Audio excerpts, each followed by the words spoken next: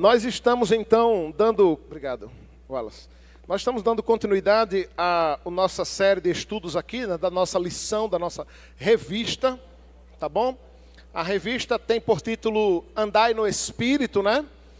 Estamos estudando mais especificamente sobre as obras da carne e o fruto do Espírito. E vocês sabem, depois lá no final a gente pode fazer esse exercício, como essas obras elas se contrastam, né? Elas quase que se contrastam, mas Paulo quis enfatizar alguns pecados específicos. E esse, inclusive, irmãos, é um dos motivos pelos quais o Novo Testamento e a teologia paulina encontra tanta adesão em nós, né? É porque as cartas, elas são muito práticas, não é verdade? As obras da carne, irmãos, e o fruto do Espírito, pare e pense nisso e acompanhe meu raciocínio. As obras da carne e o fruto do Espírito é uma instrução prática de como amar a Deus sobre todas as coisas e como amar o próximo como a si mesmo.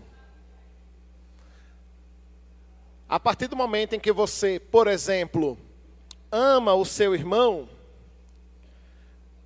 e exerce esse amor uns para com os outros, você não vai agir com inimizade, porfia, dissensões, facções, ciúmes, invejas, iras e discórdias. Concorda comigo? Então, a ideia é Paulo trazendo então uma aplicação prática para isso. Agora vejam, irmãos, eu queria também comentar o seguinte: em momentos de escola dominical cabe isso. Esse deve ser um exercício mental, intelectual, nosso, sempre que a gente ouve a palavra. Nós não podemos achar que Deus só fala conosco quando o pregador cita o seu problema literalmente. Tem gente que acha que Deus só fala se Deus disser assim: olha, então você que brigou com sua prima de terceiro grau, aquela que o nome dela é fulano de tal, vá lá falar. Não precisa disso, né? Aliás, eu espero que você não precise disso diante simplesmente da instrução que é dada para amarmos uns aos outros, para respeitarmos uns aos outros, para cuidarmos uns dos outros.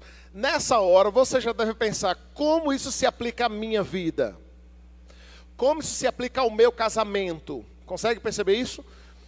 Mas na prática Paulo está facilitando aí as nossas vidas. É o que ele faz ao tratar das implicações deste tema, que eu não quero correr. Eu tenho muita coisa para falar acerca desse tema, porque eu acho que talvez das obras da carne, esse seja um dos temas mais aplicável à igreja, sobretudo diante dos muitos problemas que infelizmente nós temos ao longo dos anos, problemas relacionais, não é?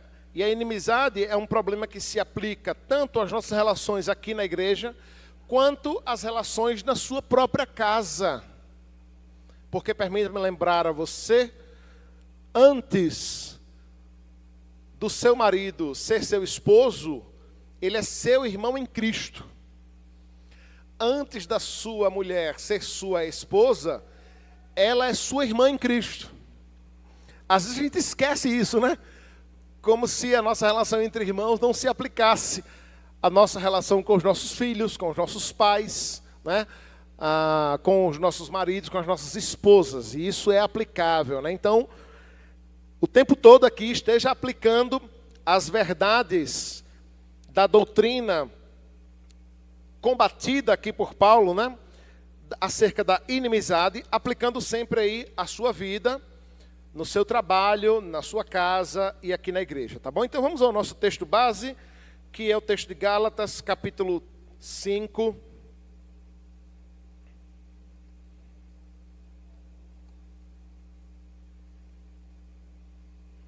Gálatas capítulo 5, do 13 ao 18, e depois a gente vai ler também o 26.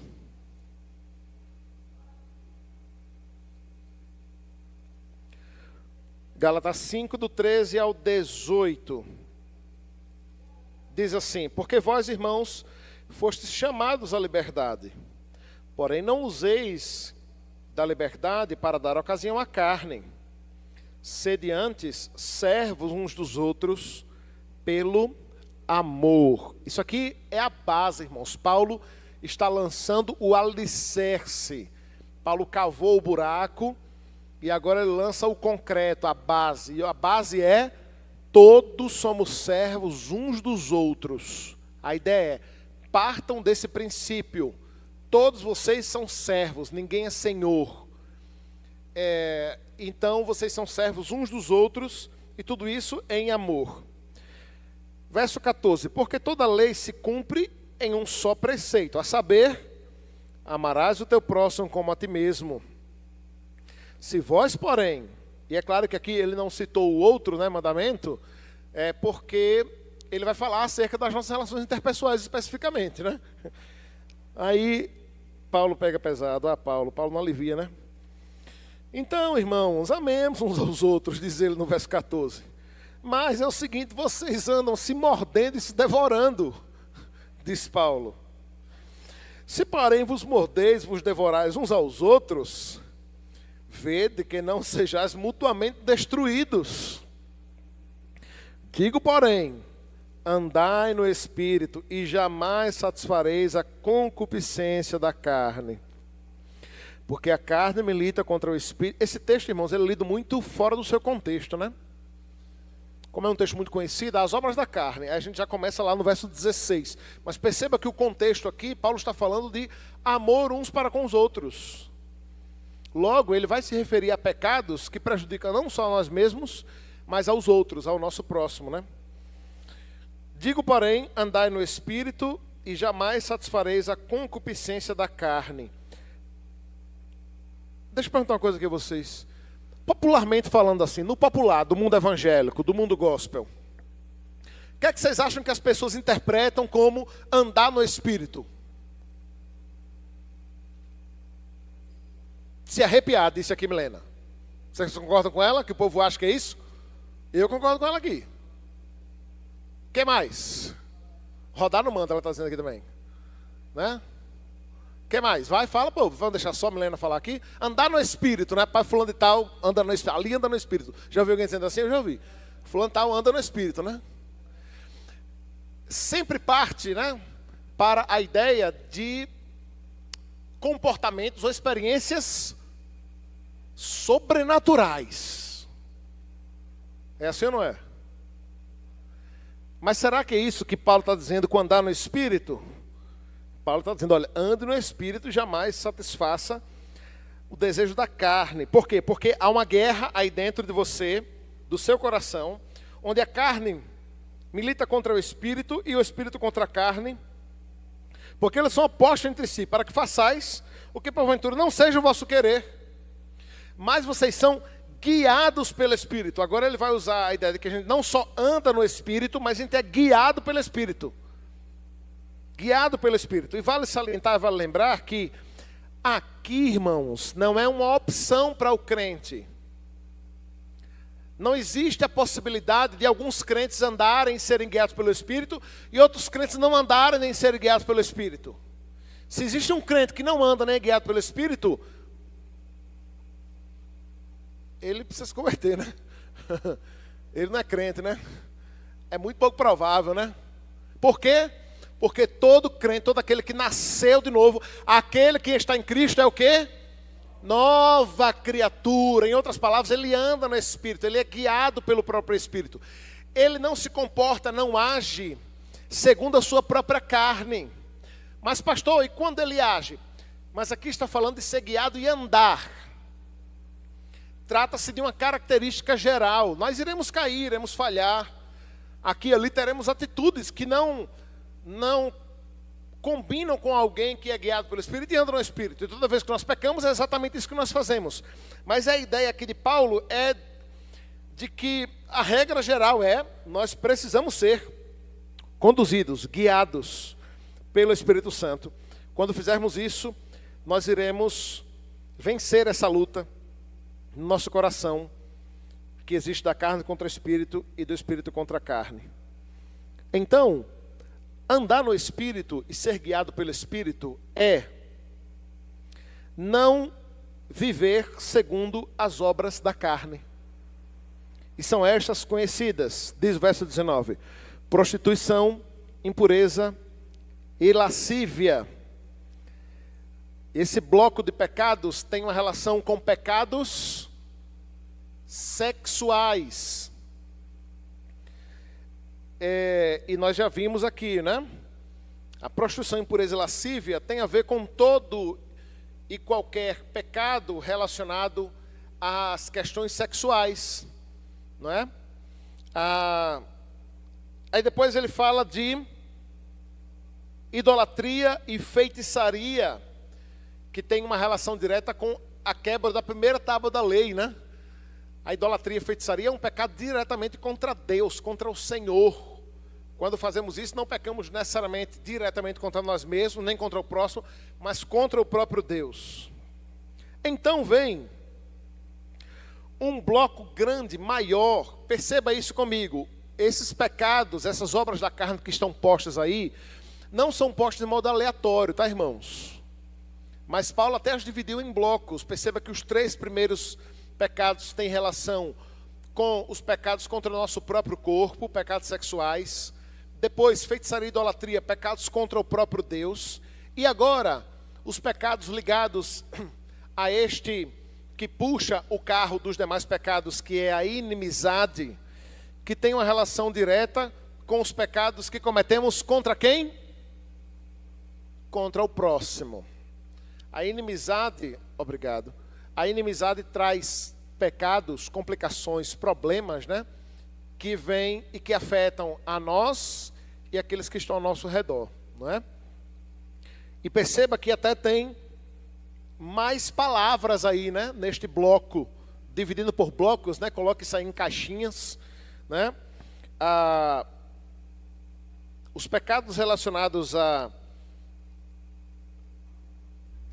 uns aos outros, né?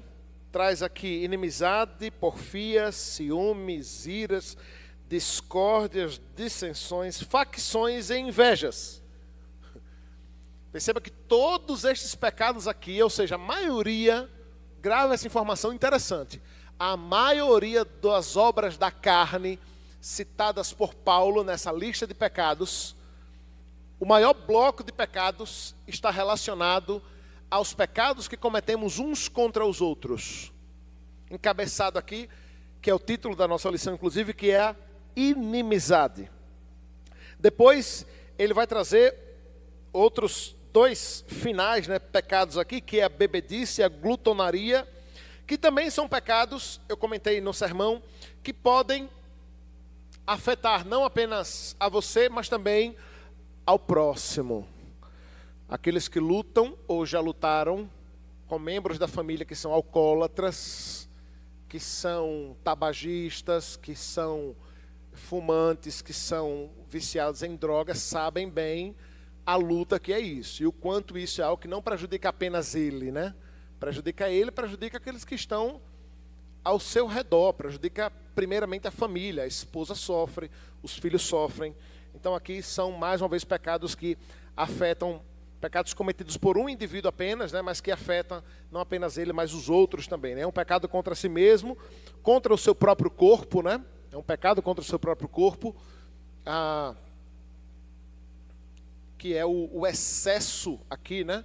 O excesso e a idolatria, né? A bebida, e aqui as bebidas de um modo geral. E a gente vai conversar sobre isso mais à frente. Eu não sei se sou eu que vou dar essa lição, mas Paulo não está aqui condenando necessariamente aquilo que você bebe ou come. Paulo não está condenando aqui a ingestão de bebidas, qualquer que seja, mas é o fato de você tornar a bebida ou a comida um ídolo, um Deus, se tornar dependente dela, não é? E por isso pecar irmãos, numa geração onde condena muito facilmente quem bebe, não é? De evangélicos, porque você sabe que, assim como os judeus, você sabe que os judeus, além das leis dadas por Moisés, né? Os judeus tinham um livrinho de leis que eles mesmos criaram e imprimiam isso como lei, né? E como regra aos judeus. E ali tem uma série de coisas que Deus nunca condenou e eles disseram que eram pecados, né? Vocês sabem disso, né? Oi? Isso, é 603:13, né? Pois é. Mas nós, enquanto evangélicos, fazemos a mesma coisa, viu? Faz a mesma coisa. Qualquer dia desse, se eu tiver coragem, eu vou preparar uma aula sobre o tema será pecados que não são pecados. Porque a igreja evangélica atual, em várias denominações, inclusive na nossa presbiteriana também, não institucionalizada, né? Mas assim, de modo velado, né? A gente vive dizendo um bocado de coisa que é pecado e que não é. A gente até pode decidir não fazer. Beleza. Tudo bem? Até pode decidir não fazer. Permita-me dar um exemplo que não é o caso. Pelo menos não na nossa igreja. Já foi, mas não é mais. A gente até pode sempre usar, quem vinha à frente tem que usar um blazer e um paletó.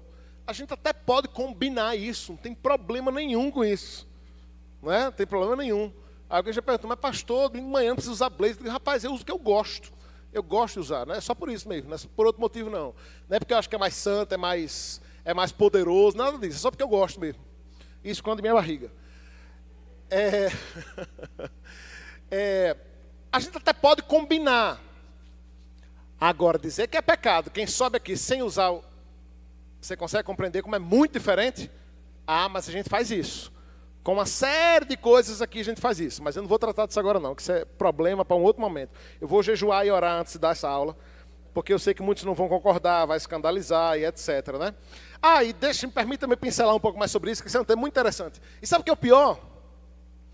É que a gente não olha para trás, irmãos, para aprender com os nossos erros. Porque hoje a gente fica condenando umas coisas que a gente não concorda e a gente não faz. Aí a gente, porque a gente não concorda, a gente não faz, a gente quer tratar como se fosse pecado. Aí a gente olha para trás, e a gente vê uma geração de evangélicos que não assistia televisão. E não era só uma denominação ou outra, não. Uma série de evangélicos que alguns anos atrás, e não era só as pentecostais, de mulheres que não cortavam o cabelo. De homens que não vestiam bermuda, só andavam de calça. A pergunta é, deixou de ser pecado? Não, não deixou de ser pecado, é porque nunca foi pecado. Só fica essa reflexão aí, diante das coisas que eu e você julgamos como pecado, ou achamos que é pecaminoso, e que na verdade não se passa de gosto, tradição, e eu volto a afirmar, meu irmão, não tem problema nenhum em querer manter uma tradição. A gente precisa ser honesto e respeitar quem quer agir de modo diferente, ou quem faz diferente. E não tratar isso como algo pecaminoso. Diga, Wallace. É interessante esse assunto, que as pessoas às vezes condenam quem fazem tatuagem, mas às vezes fazem sobrancelhas com pigmentos. Rapaz, não me vem com assunto polêmico uma hora dessa, cara. Não me complica, não. Isso aí vai ser outro momento. Não, mas é verdade, é verdade. Me permita me dizer o exemplo que você deu lá, né, do negócio da televisão. Você me permite? Obrigado. Eu ouvi esses dias uma história que eu digo, meu Deus do céu, é a incoerência do mundo evangélico, né? Uma determinada denominação, uma determinada seita, obrigado, corrigindo, né? Uma determinada seita proibia os crentes de ver televisão. Não pode. E o que dizia aos crentes é que era um instrumento de Satanás. Era o que você falou? Tem uma expressãozinha?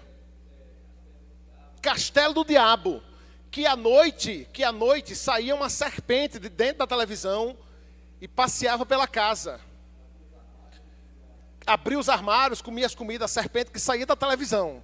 É muito filme de terror que esse povo assiste, né? Deve ser, eu assisto um filme de terror assim, que tem esses negócios aí. Aí, veja só, ao ponto de os irmãos pecadores que tinham TV em casa, quando ia ter culto na casa desse irmão, tinha que cobrir com um lençol a TV.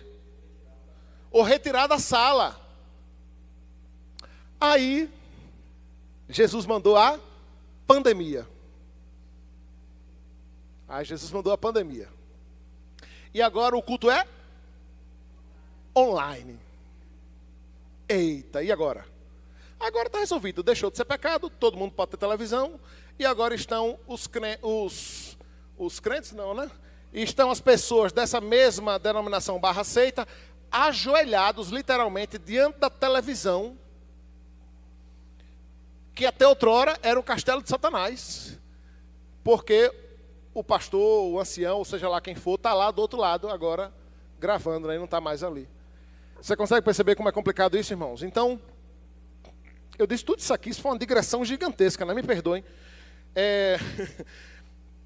Porque eu ia dizer que Paulo não está necessariamente condenando aquilo que você bebe ou come, mas sim o quanto isso ocupa um lugar, um espaço no seu coração, né? Paulo está aqui, bebedice aqui, é o contrário ou é o equivalente a gula. Gula é um outro tema bom, né? Um pecado esquecido, né?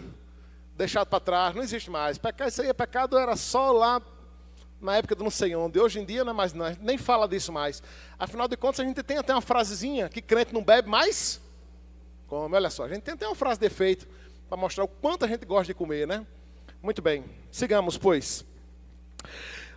Então, irmãos, Paulo traz aqui um bloco de pecados, né? Ou de características pecaminosas ligadas à inimizade. E eu quero trabalhar cada uma delas com vocês, porque o primeiro tópico da nossa lição aí é: essas atitudes carnais promovem muitos males. E inclusive, eu queria só pontuar aqui um exemplo que o autor dá, mas que cabe bem uma aula avulsa mais para frente. Ligado a porfias, ligado a esses temas aqui, ó, inimizade, porfia, dissensões, facções, invejas, iras e discórdias. A inimizade, irmãos, pode ser representada pela separação. Se uma amizade pode ser bem representada pela palavra união, né? Quando você é amigo de alguém, você está unido a esse alguém. Não é assim? E eu queria que você trouxesse aí à sua mente agora alguém que você considera seu melhor amigo ou sua melhor amiga. Ou alguém que você considera muito próximo. Não é, talvez você não chame de melhor amigo, mas alguém que você considera mais próximo de você. É muito provável que você conheça muito bem esse alguém. E esse alguém lhe conheça muito bem. Por quê? Porque vocês estão sempre juntos, sempre conversando. Você sabe o que um outro gosta, sabe? Por conta dessa próxima relação. A relação é próxima, né? A união, a proximidade. O que é a inimizade? É o contrário disso. É a desunião, é a separação. E aí, falando em separação, o autor vai tratar aqui introdutoriamente de temas os quais nós não deveríamos entregá-los ao mundo, irmãos. E eu estou falando de temas como racismo, preconceito, discriminação.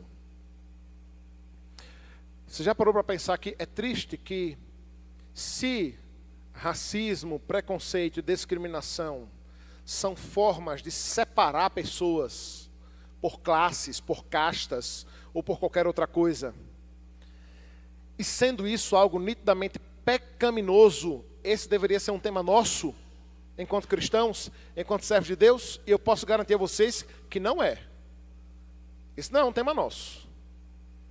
Esse é um tema da sociologia, é um tema da antropologia, do serviço social, da política, mas é um tema muito pouco tratado por nós. Dentre outros motivos, por motivações que são até ruins, são até equivocadas. Aí ficam os crentes com medo ou com cautela de falar o quanto o pobre sofre nesse país, com medo de ser taxado de esquerda, porque é a esquerda que defende o pobre. Quem foi que disse isso? Quem defende o que é certo e o que é errado é o crente, é a Escritura, é a palavra de Deus. E nós somos representantes disso.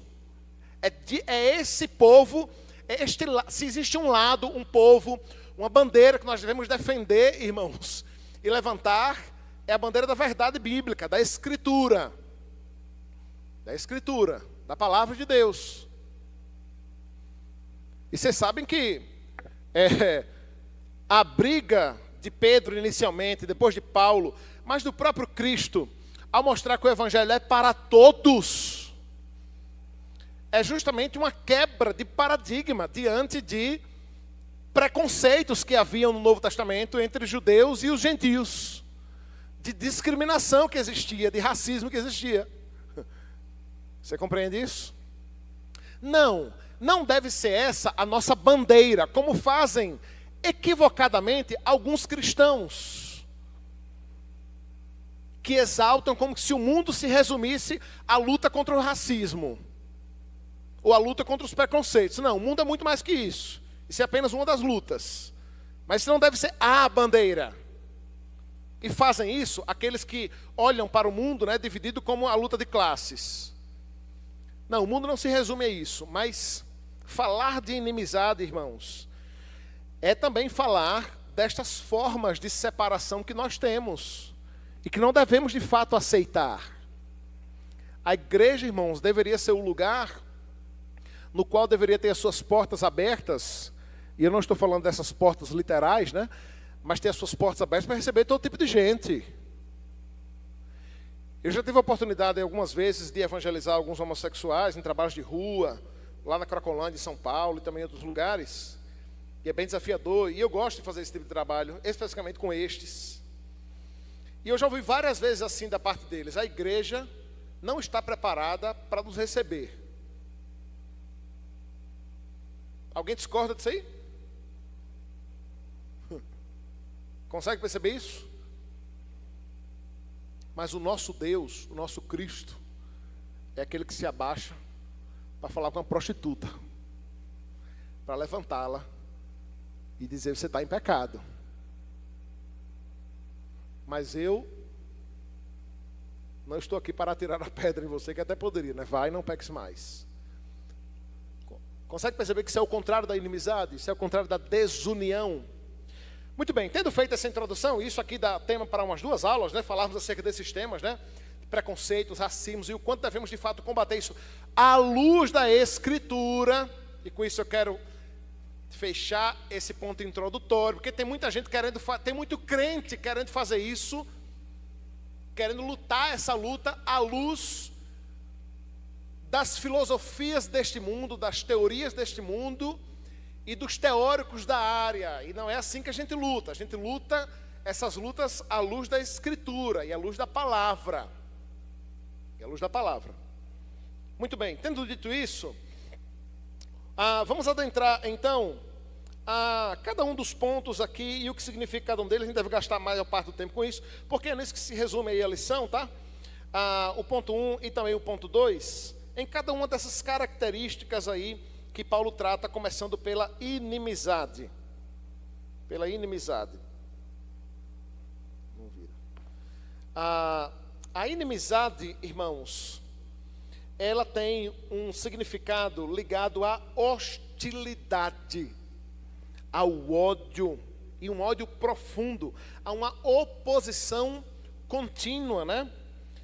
A inimizade tem uma relação direta com a ideia de alguém que é inimigo, não é? O inimigo é justamente o oposto, o contrário do amigo, daquele que é amigo, daquele que é próximo, né? A origem da palavra inimizade, irmãos, tem justamente lá no grego uma derivação da palavra inimigo, né? E refere-se a atitudes de animosidade persistente em um contexto, né, onde as pessoas estão ali se relacionando, né? Então, ele vai tratar de outras características aqui. Temos aí também, ainda como obras da carne, as porfias, né? Porfias. As porfias têm uma relação direta com as contendas, com as disputas e com as brigas, né? Está relacionado especificamente aos conflitos verbais, né? É isso que trata as porfias, né? E E o que é que está por trás, irmãos? Um pecado sempre está relacionado a outro pecado, tá, irmãos? Então, quando Paulo está aqui tratando desse pecado aqui, ele chama de porfia, né? Uma palavra não muito comum na nossa língua portuguesa, mas que tem a ver com contenda e com disputa.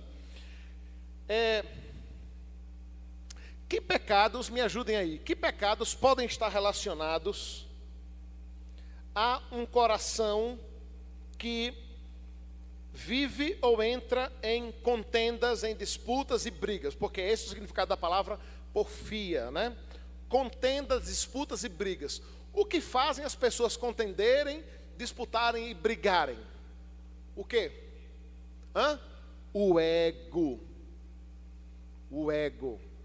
E o ego no sentido de, olha, do orgulho, da soberba. Consegue perceber como um pecado sempre tem relação com outros pecados? Com a altivez, com achar que é o dono da verdade, com querer ter sempre a razão, com não aceitar, não assumir erros, não assumir pecados, né? E aí, como a falta de humildade, porque às vezes, irmãos, veja, Jesus Cristo não errou, não pecou, nenhuma das acusações que fizeram contra ele foram verdadeiras, todas foram levianas, infundadas, inverídicas e injustas. Quando que você vê Jesus entrando numa briga, numa contenda, numa disputa? Quando que você vê Jesus dizendo assim, os fariseus dizendo assim, você não é filho de Deus? E onde você viu ele responder assim, eu sou assim, quer ver? Eu vou fazer agora um milagre aqui para provar você. Não é? Não, ele, na maioria das vezes, ele nem respondia, irmãos. Ele nem respondia. Isso tem a ver com a sua humildade, com a sua confiança que é Deus o juiz. Apesar dele mesmo poder fazer justiça ali, né? Fulminar um incircunciso filisteu daquele, incircunciso no coração, né? Porque a maioria era circuncidados. Mas não, você entende isso? Muitas vezes, sendo instigados, preste bem atenção nisso, se você for anotar, anote, você não é obrigado a entrar na briga a qual você é convidado a entrar. Você não é obrigado não, viu?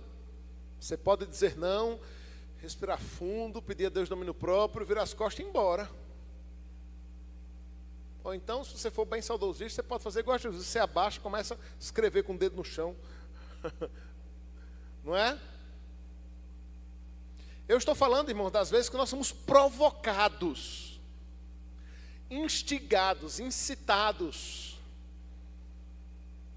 Isso não é fácil, né?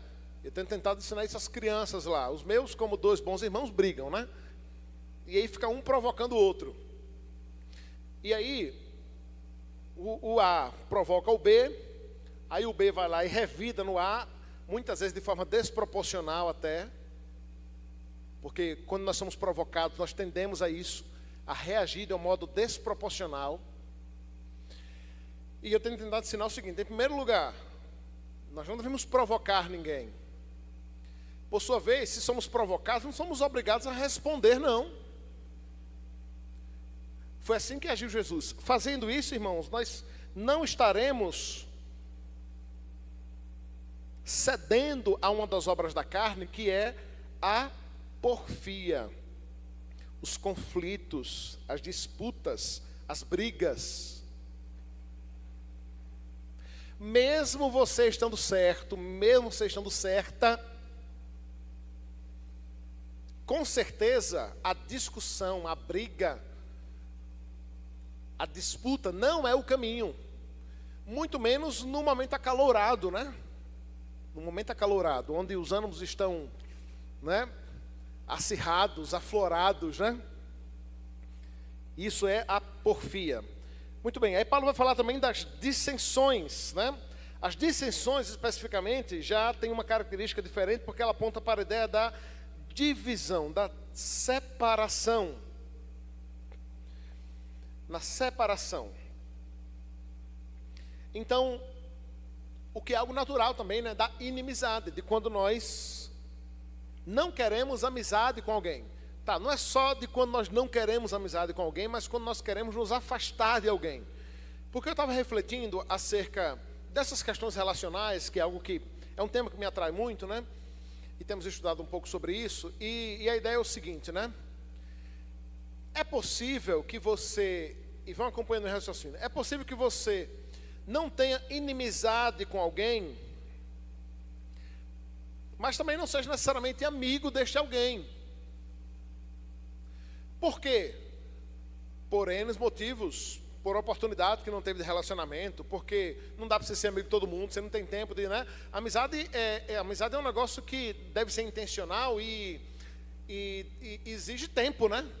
Exige tempo, né? Amizade demanda tempo, não é verdade? Mas a inimizade não é necessariamente o fato de você não se relacionar com outro alguém, tá?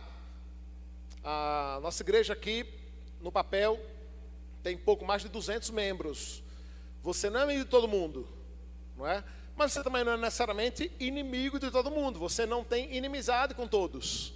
A inimizade, assim como a amizade, é uma ação ou pensada, planejada, ou pode ser verificada através das nossas atitudes.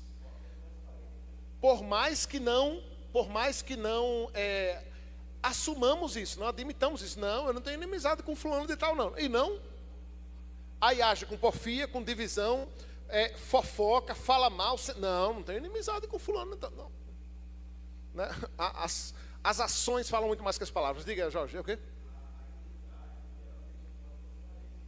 Sim, com certeza.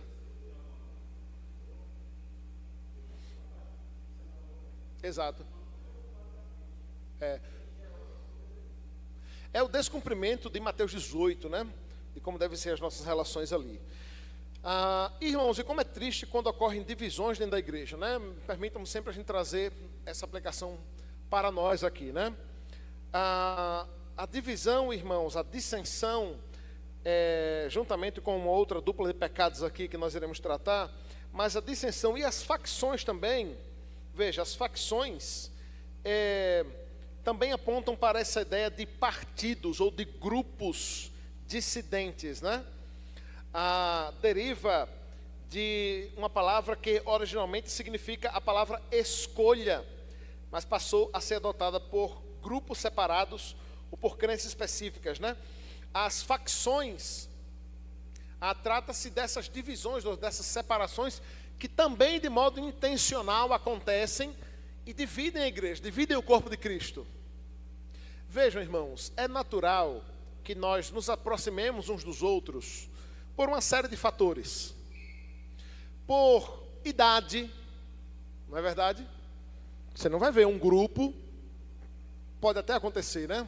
Como um clube do livro, por exemplo, mas naturalmente você não vai ver uma amizade entre pessoas de 80 e 17 anos, saindo todas juntas, vamos lá fazer uma programação. Você não vai ver, não vai acontecer. Por quê? Porque a idade é um negócio que aproxima. E por que a idade aproxima? Porque as experiências são parecidas. Porque as nossas sociedades internas existem justamente para agrupar, sem contudo dividir ou separar, grupos que têm uma identificação maior. As mulheres, os homens, os adolescentes, as crianças, os jovens, não é? Dentro da própria igreja, é possível que aconteçam coisas, ou amizades surjam, ou relacionamentos surjam, com base em interesses ou gostos pessoais, sabe? Eu gosto de ferramenta e de mato, seu Manuel também. É natural que a gente vá trocar umas figurinhas e a gente começa a se aproximar mais. Seu Manuel, rapaz, tem uma furadeira na promoção, não sei onde, eu vou mandar para quem? Vou mandar para, sei lá. Você gosta também, Rony? Eu ia dar um exemplo ruim com você, Rony. Posso mandar para você também? Pronto, você entende isso? Mas eu vou mandar para o cara que eu sei que ele não tem nenhuma chave de fenda em casa, que ele não gosta, não vou, né? Eu vou mandar para você, você entende isso? Os músicos da igreja, é natural que haja um grupo ali, o pessoal, né, tem algo em comum, né? Então, e essas coisas são saudáveis, irmãos, é natural que aconteça. E isso não é necessariamente dissensão, divisão, facção. Isso não é, tá? Quando é que isso começa a se tornar algo pecaminoso? É a partir do momento em que esses grupos se juntam, né, entre si, separando-se dos demais, como se fossem melhores, como se fossem mais especiais, fechados, né, ao ponto de permitir que ninguém adentre. Quando as relações, e preste bem atenção nisso, quando as relações das pessoas na igreja se resumem a esse grupo, eu falei das amizades, né? Mas a ideia é o seguinte: não dá, ou é muito complicado, quando você faz parte de uma igreja, você, dentro daquela igreja, o seu ciclo de relacionamento, de amizade, de irmãos em Cristo, se resume àquele grupo, sabe? A ideia não é essa, não pode ser assim. É por isso, inclusive, que nós não concordamos e não fazemos. Agora é o seguinte, 5 horas é o culto dos adolescentes, vamos fazer só os adolescentes agora, culto dos adolescentes. Agora é só o culto dos jovens. Agora é só o culto da terceira idade, não é? E algumas igrejas, infelizmente, têm se aventurado por esse equivocado caminho. Por que equivocado caminho, irmãos? Porque o culto público é o momento onde nós nos reunimos, todos, sem exceção, não é? Todos, sem exceção, os pobres, os ricos, os letrados, os iletrados, as crianças, os idosos, não é? Os homens, as mulheres, todos nos reunimos juntos para adorar a Deus. E nisso acontece essa santa unidade, né? Essa santa união, apesar de termos representações de grupos ali. Então o problema não são os grupos que existem na igreja. O grande problema acontece quando nós usamos os grupos para pecarmos.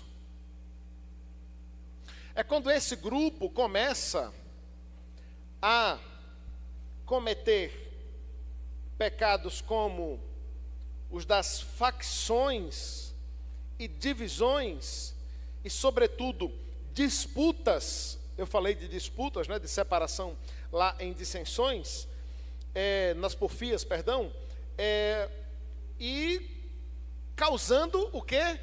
Inimizade. Causando justamente inimizade. É aí que mora a raiz do problema, né? Muito bem, então, irmãos, o autor, a saber, Paulo, vai falar também de uma dupla de pecados aqui, que o autor da lição aí trata, que ele diz que é a pior delas, né, que existe nas nossas igrejas e no nosso meio, que são os ciúmes e as invejas. Mas, graças a Deus, esse negócio de ciúme e inveja era só lá na igreja da Galácia, lá no primeiro século, né? Graças a Deus, louvado seja o Senhor, porque hoje em dia não tem mais crente ciumento nem invejoso. Ninguém mais comete esse pecado. Afinal de contas, a gente quase não ouve falar na igreja de ciúme e inveja, não é verdade? Você anda ouvindo pregação sobre ciúmes e invejas? Irmão, deixa de ser ciumento, deixa de ser invejoso. Você ouve? Eu não ouço. Qual foi a última aula que você ouviu tratando sobre ciúme e inveja? Eu não lembro. Entendeu? Milene está dizendo aqui só lá, e tem que caçar, porque é difícil achar também. É difícil achar. Tem um livro que chama Pecados Intocáveis, né? Ou Pecados Ocultos. Existem séries sobre isso, né? Eu tenho uma série sobre isso, Pecados Aceitáveis, foi o nome que eu dei à série. São pecados, irmãos, que eles parecem que se tornam tão comuns, mas tão comuns, que a gente já nem fala mais deles. A gente já age assim tão naturalmente, que a gente já nem percebe que age desse jeito, que age dessa forma. A gente nem percebe isso mais. Dizem que quem trabalha com determinados materiais, né?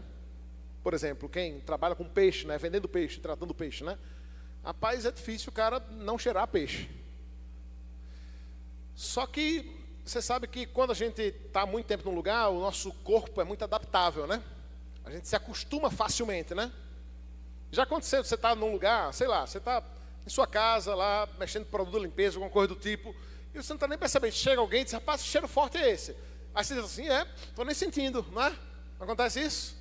Porque a gente se acostuma com isso. Às vezes acontece na igreja com alguns pecados, com algumas características. Irmãos, tristemente, os ciúmes e a inveja são um destes pecados. O autor, e eu concordo com ele, traz aqui no bloco, né, ciúme e inveja, porque eles são muito parecidos, né? Interessante, né? Você sabe qual é a palavra grega para ciúmes?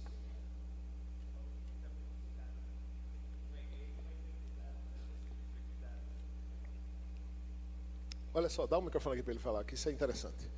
Fala de novo, Rony. Estou falando que não é grego, mas o pessoal utiliza muito cuidado como tradução, né? Então, deixa eu perguntar, confessa logo seu pecado aí. Quem é a esposa que é ciumenta? Levanta a mão para ver. Olha, só uma admitiu, só uma não, vocês estão de brincadeira. Só ela é ciumenta. As demais são todos. O homem. Quem é ciumento? Levanta a mão. Quem é ciumento? Quem? Nenhum homem é ciumento? Eu sou, eu estou aqui. Você também é? Dois. Alguém mais? Nenhum homem mais ciumento? Olha lá, já quer justificar o pecado, olha lá. Vou lhe dar o microfone para você justificar o pecado, vai. Mas não é um ciúme doentio. Não é um ciúme doentio. É um ciúme de cuidado, é um ciúme santo. Ciúme santo. Olha só, é o seguinte, deixa eu dizer uma coisa que vocês que é bem interessante isso. Faltam-nos algumas palavras ideais no português, vocês sabiam disso? Minha professora de português. Já parou para pensar nisso? Depois a gente até podia bater um papo sobre isso. Porque eu tenho essa perspectiva, às vezes, olhando principalmente, irmã Lenilza ali, que estuda a área, para o grego e para o hebraico. Por exemplo, a palavra ansiedade, no português, a gente usa muito como sinônimo de expectativa, não é? Uma expectativa por algo que você quer que aconteça, não é? Mas fora expectativa e ansiedade, que outra palavra a gente tem para demonstrar esse nosso desejo que o amanhã chegue logo? Ou essa nossa preocupação com o amanhã? Percebe como é um tanto limitado. O mesmo vale para esse cuidado necessário que deve existir, esse incômodo, esse zelo que deve existir do marido com a esposa, da esposa com o marido. Entendeu? Quando algum incircunciso filisteu, filho de Belial, olha para Aline na rua ou fala alguma coisa, ela nem me fala na hora ali, porque ela tem medo de repente, né, eu ir lá evangelizar ele. Porque eu tenho que cuidar da minha mulher, eu tenho que cuidar da minha esposa, né? Você tem que cuidar do seu marido.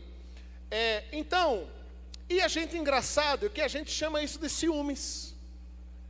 Num certo sentido a gente sabe, não, eu sou ciumento. As pessoas de um modo geral, é porque vocês não querem se acusar, porque eu já disse aqui que é pecado. Mas de um modo geral as pessoas até usam, dizem assim, não, eu sou uma pessoa ciumenta. Mas pode ser que ela esteja se relacionando, e eu concordo com vocês são maldosos, né? Eu concordo com Jorge, quando ele diz, olha, trata-se de um cuidado, de um zelo. E vejam só, irmãos, a palavra grega para ciúmes é zelos. Zelos. Exatamente. Inclusive, essa palavra aparece demonstrando o zelo de Deus para conosco, o ciúme de Deus para conosco. A gente vive, tem uns crentes chatos, né, que vive querendo condenar as músicas que o povo faz, né? Principalmente quando é música de gente que de fato faz música ruim, né? Mas de vez em quando esses dias alguém aí que já fez muitas outras músicas ruins, né? Lançou uma música assim, né? Tem ciúmes de mim, né? E aí veio o povo, pastor, que negócio é esse? Deus tem ciúme? Não, mas tem lá o texto, né? É de zelo mesmo, né? A Bíblia diz mesmo. Mas veja, o zelo que Paulo trata aqui é obra da carne. É obra da carne. É um zelo, sim, é um cuidado, sim, mas é um cuidado e um zelo que é pecaminoso. De vez em quando a gente tem que tratar o coração de irmãs ou de irmãos que são ciumentos e pecam a fazer isso. Porque trata-se de um ciúme pecaminoso mesmo. de um zelo pecaminoso, não é? E o zelo aqui, então, o zelos, né, que Paulo trata aqui, traduzido aí na nossa área como ciúmes, né, pode então ter essa conotação positiva ou pode também ter essa conotação negativa. Nesse texto aqui, especificamente, ele refere-se a um sentimento de possessividade, de posse. O amigo é meu, eu sou amigo de Val e gosto muito dele e não aceito que ele seja mais amigo de ninguém. Você entende isso? Compreende isso? É só meu. Ou então, assim, eu tenho uma amizade magnífica aqui, maravilhosa, entre eu, Wallace e Val. E nós amamos tanto uns aos outros que a gente não quer andar com mais ninguém. A gente não deixa que ninguém entre nesse grupo nosso aqui. Consegue perceber? Isso é um zelo pecaminoso. Isso é um zelo pecaminoso, né? A Milena está dizendo que aqui é boa e velha panelinha, né? A gente conhece bem essa expressão, né? E isso tem uma relação também direta, irmãos, porque é um dos significados também da palavra zelo, que é a inveja. A inveja. É porque na nossa língua portuguesa também, né, tem uma coisa interessante, né? Os ciúmes tem uma relação direta com pessoas, não é isso? E a inveja tem uma relação direta com coisas ou situações, não é assim? Você não tem ciúmes do carro que o outro tem, né? A gente não costuma dizer assim, né? Fulano está invejoso, não é? Comprou um carro igual ao meu, né? Você não diz, fulano está ciumento, comprou um carro igual ao meu, né? Porque no português a gente faz essa separação, essa divisão, que é boa, também encontra respaldo bíblico, né? A ideia dos ciúmes pode ter a ver também com essas relações, principalmente, essa ideia de posse, né? Mas também, e nisso, em questões relacionais de um modo geral, né? A gente, por exemplo, achar ou concluir que fulano de tal dedica-se mais à amizade com a pessoa X do que comigo, né? Logo eu tenho ciúmes dessa relação entre eles dois. Eu queria ter essa amizade e não tem problema em querer ter, desde que esse desejo não seja um desejo pecaminoso. E é uma linha tênue aí, você sabe disso, né? E ela é muito tênue entre onde nós podemos perceber que estamos pecando ou não, não é? Mas a inveja e o ciúme, irmãos, é a quebra de qual mandamento?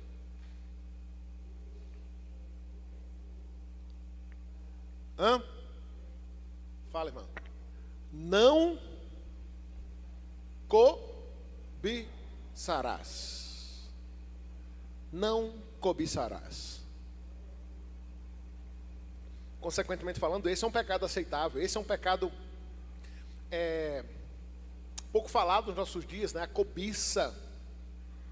A inveja, irmãos, e os ciúmes têm uma relação direta com as dissensões, as facções, as brigas, as rixas e as disputas que existem no nosso meio, inclusive na nossa igreja, por conta dos ciúmes e das invejas. E não é um negócio fácil admitir, né?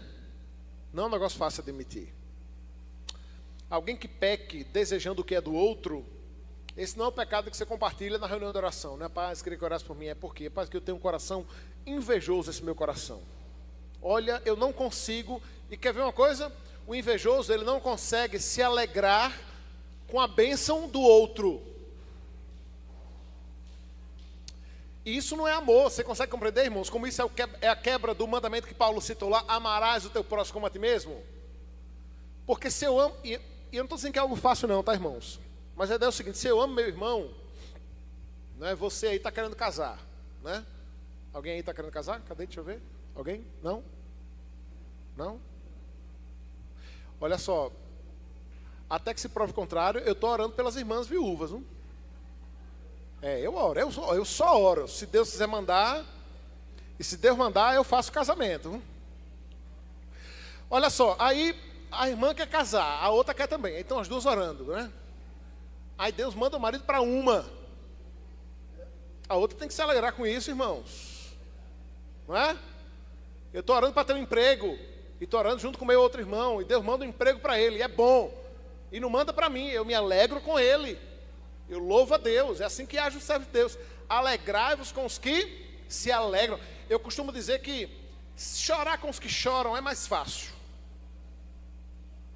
É mais fácil, principalmente você é crente, nós somos um tanto empáticos, né? É relativamente fácil chorar com quem perde um ente querido, quem perde um emprego, quem sofre um acidente trágico, quem contrai uma doença.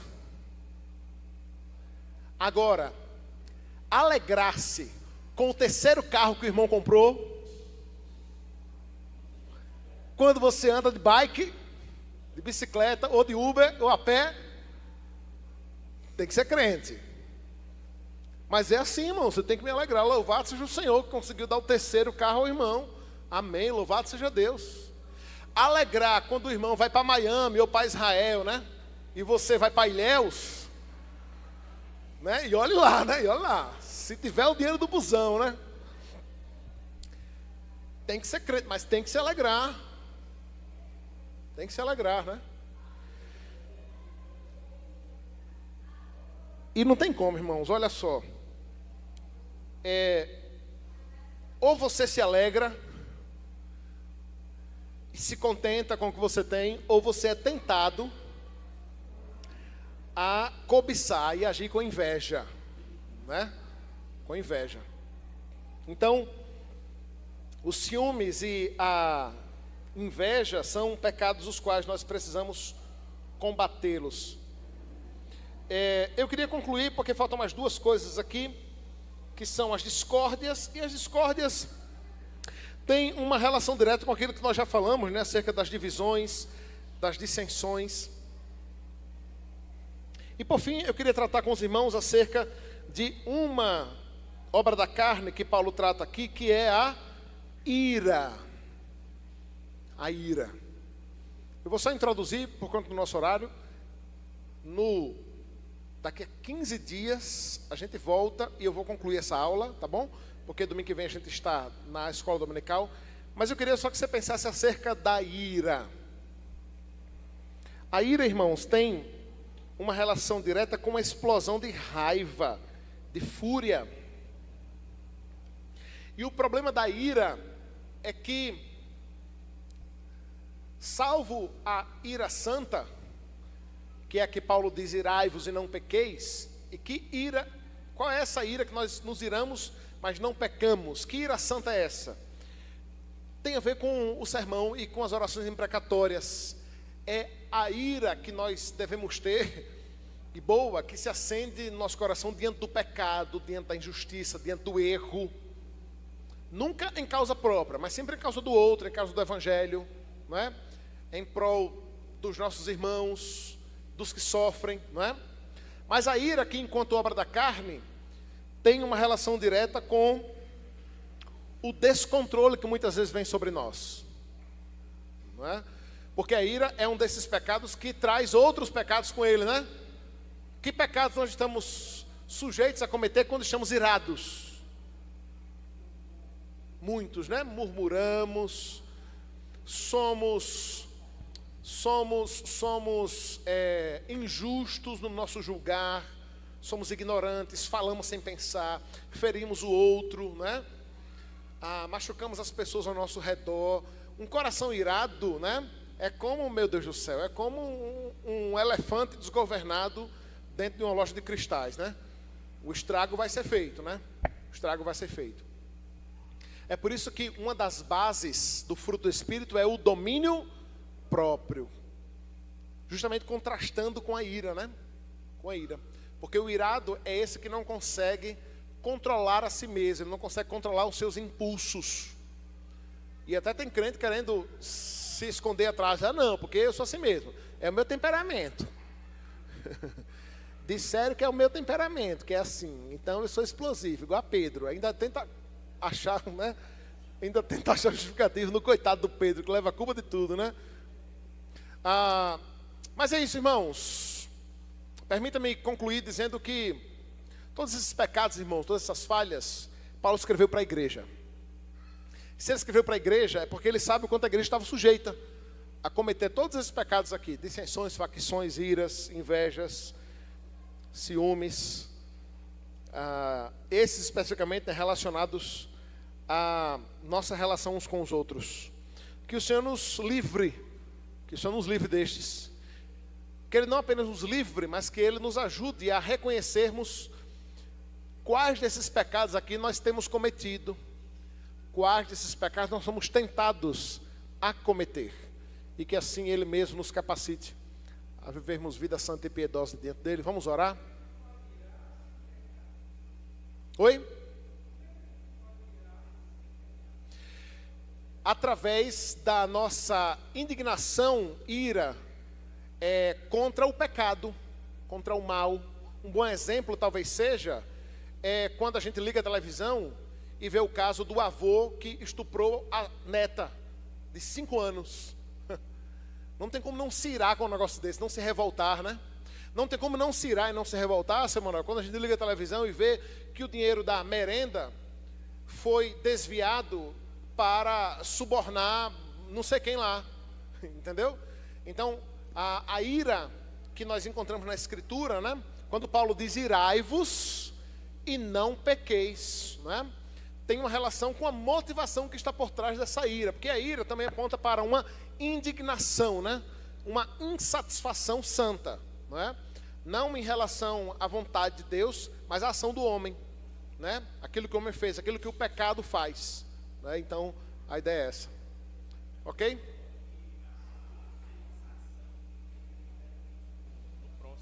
Como é? Acho que de uma forma que a nossa ação, né, por essa ira, ela não cause um dano no próximo. Isso, exatamente. A gente ira contra o pecado. Exatamente. Porque a gente fica irado, mas a nossa ação, isso gera uma ação, né? E essa ação não interfira no próximo. Isso, exatamente. Até porque a gente confia na justiça de Deus, a gente confia na justiça do Senhor, né? É Ele quem faz. Diga, Heber. Sim, exatamente. E como é difícil dominar-se quando estamos irados, né? Sim, eu sei que alguns têm mais facilidade de se irar do que outros, né? Ai, como eu queria ser assim. Tem gente, rapaz, que para você ver alguém irado, rapaz, o negócio tem que ser feio, né? Porque é gente que tem características que são naturalmente mais pacíficas, né? Mais tranquilas. Outros não. Outros precisam lutar contra isso mais, né? Mas é isso, irmãos. Vamos ficar de pé, vamos orar. Olha só, no outro domingo a gente continua, tá? Sobre esse tema ainda. A gente termina de tratar aí sobre ele e pedimos a direção do Senhor sobre isso.